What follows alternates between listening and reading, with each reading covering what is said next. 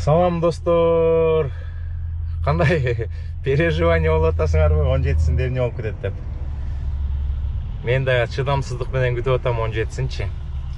Бир мекендешибиз абдан сүйүнсүн деп. Бизде Америкада карабайсыңарбы, погода Техасқа бараткам, Техастагы погода начар, жаан жаап атат, суук.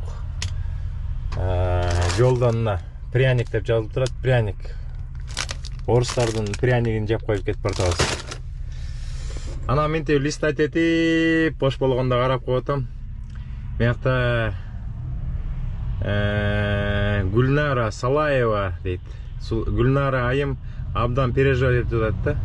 Туура чыкса экен дейт, номерлерин жиберди. Майрам Букарбаева, Каныбек мырза жиберди, Автандил, Марк дейт, Динара,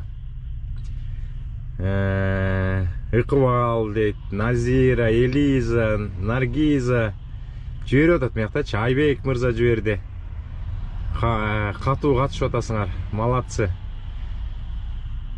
Полезные советы от Керез Апашки дегенде ойноп атат. Көп болдук. Көп кишилер катышып атат, где-то 30тан ашып калды го дейм. Дагы 17-сине чейин дагы убакыт бар. Чамдайлы.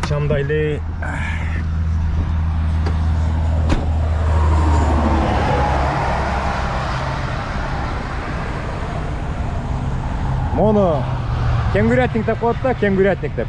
Кенгурятникти тракка келип иштесеңер обязательно таккыла. Анткени мыякта деген эмелер чыгып турат. Жолдон эликтер чыгып турат. Эликтер опасно. Кечинде кетип барсаңар, астыңардан чуркап чыкканда эчтекеге жетишпей каласыңар. Мен 2 элик сүзгөм. Америкадан 2 элик сүзгөм да. Ушу кенгурятник сактап калганда, а то астын баары жанчылат. Расход болосуңар, ремонтко бересиңер, убактыңарды кетиресиңер. Биздин жарандар Америкага келип тракта иштеп калсаңар, обязательно тетигинде кенгурятник тагыш керек да.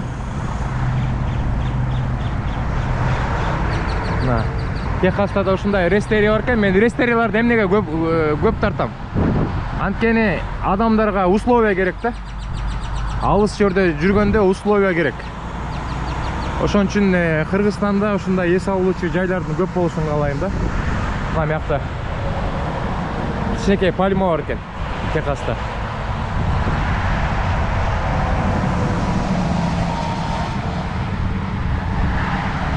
Американецтер молодцы. Өнүккөн өлкөлөрдөн биз эме алышыбыз керек да, сабак алышыбыз керек. Мына эме био туалеттерди эметип коюптур, жайнатып коюп коюптур.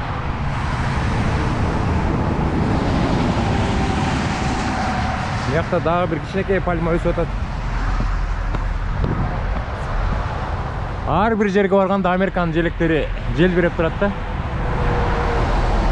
Мы великая страна дегенди көрсөтүп турушат буларчы.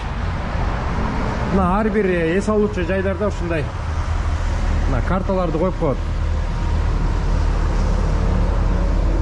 Карталарга отметка алып коет. Ичине кирсең журналдарды коюп коет. Каякта гостиница бар. Каякта продукт алганга магазин бар. Каякта кызык музейлер бар. Бүт объявленияларды жазып коет да. Мына Техас картасы биз могу Сан Антониодон ылдый түшүп Августин деген эме бар да, шаардын жанына барабыз. Жок, мыяк эмес экен, мыяк нема? Мына могу Хьюстон жакка бартабыз да. Ушул жакта Августин деген шаар бар чоң. Мен могу баштан бери түшүп келтем. Канзастан бери мондай түшүп келтем. Азыр дагы бир 3 сааттык жол калды.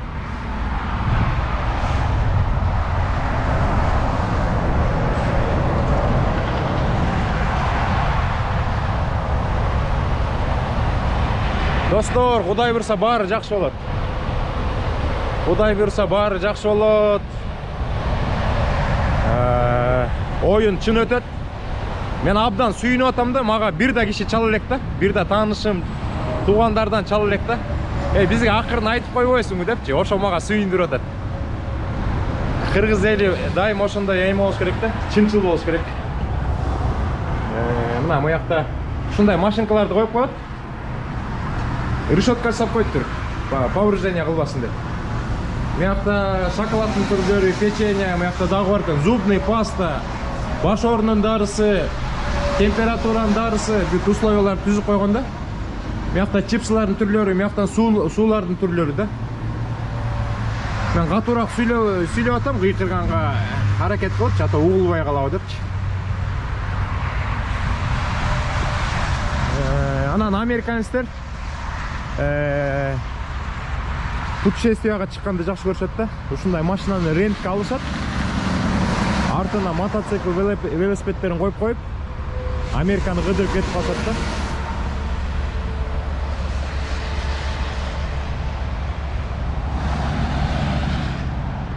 Мына жолдун аркы өйүсүндө дагы ушундай рестерия бар экен да.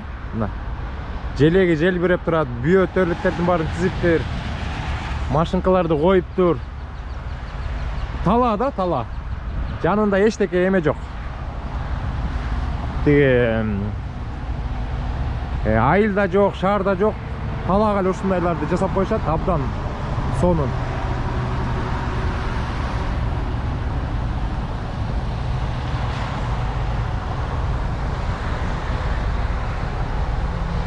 Biz çarçaganda ушинтип токтоп, жарым саат эс алып турабыз да.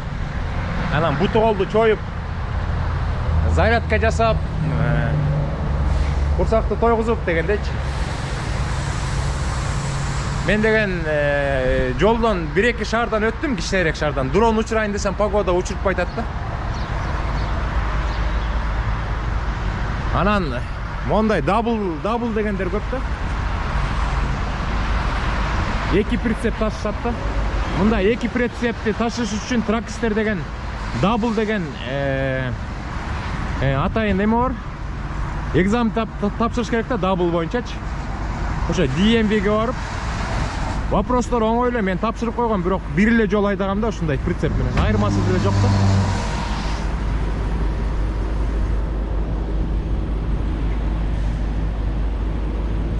Бүгүн дрон учуруп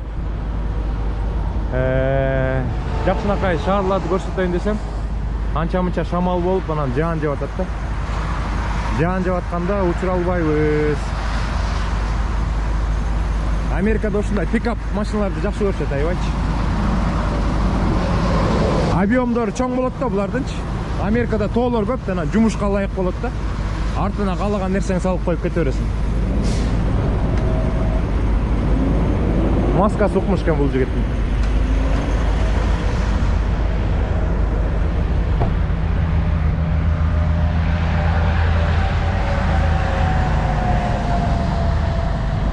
Достор, ошондой.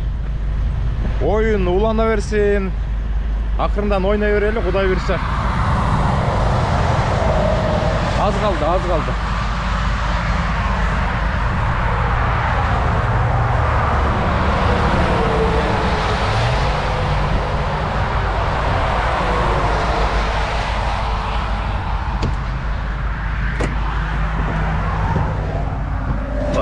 Биз деген эски дейм да. Калган пряниктерди жеп, акырын жолго чыга беребиз. Так, мына силерди кыйнап аткан телефон. Крышкасын чечсең артындагы эме көрүнөт. Номери көрүнөт, анан 17-синде ушу телефондун крышкасын чечип, анан мында жакын кылып тартам да, моякта имей деген жазуусу көрүнүп турат. Анан ар жактан 15 цифра чыгып калат, акыркы 4-төнү карабай коебуз. Достор, ошондой. Баарыңарга чоң салам. Россиядан көп ойноп атышат. Россиядалык мекендештерге чоң салам. Кыргызстанда жашаган мекендештерге, Америка, көчөдөгү Германия менен сүйлөштүм, Германияда кыргыздар менен. Алар да Америкага келебиз десе көзү төрткөн. Эмнеге десем, Германия сонунда десем, жок, Германияда баары жакшы, өзүң курсагың тоет, жакшы жашайсың, бирок чогултканга невозможно дейт. Анткени налог аябай катуу дейт. Тапкан акчаңды баарын алып кетип калат дейт. Америкага кантип келебиз деп атат. Ошо келем деген кыргыз жарандарга ак жол, дайыма тоскоолдуксуз Америкага келем десеңер келсин, Кудайым кут кылып. Баарыңарга чоң салам. Көрүшкөнгө чейин достор.